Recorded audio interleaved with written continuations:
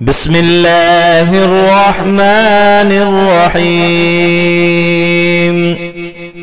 شروع اللہ کے نام سے جو بڑا مہربان اور نہایت رحم کرنے والا ہے۔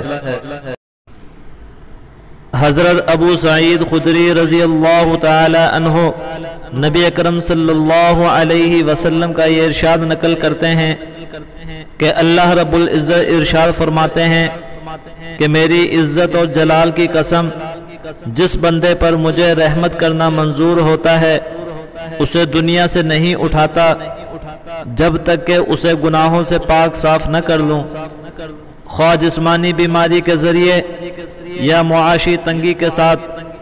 پھر اگر کچھ باقی رہ گیا تو موت کی شدت کے ساتھ، حتیٰ کہ میرے حضور یوں پاک صاف ہو کر آتا ہے جیسے آج ہی ماں نے جنا ہو۔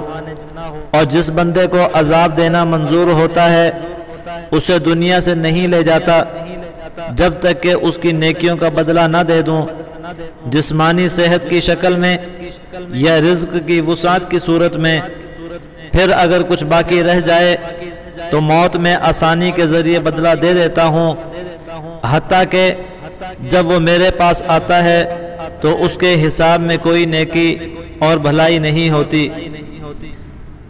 دوستو دعا فرمائیں اللہ رب العزت سے کہ اللہ رب العزت ہمیں ان احادیث مبارکہ پر عمل کرنے کی توفیق عطا فرمائے، آمین ثم آمین۔ ویڈیو اچھی لگے تو اسے لائک کیجئے، کومنٹس کیجئے اور اپنے دوستوں کے ساتھ ثواب سمجھ کر شیئر ضرور کیجئے گا۔ ملتے ہیں پھر کسی نئی ویڈیو کے ساتھ، تب تک کے لیے اجازت دیجئے۔ السلام علیکم ورحمۃ اللہ وبرکاتہ۔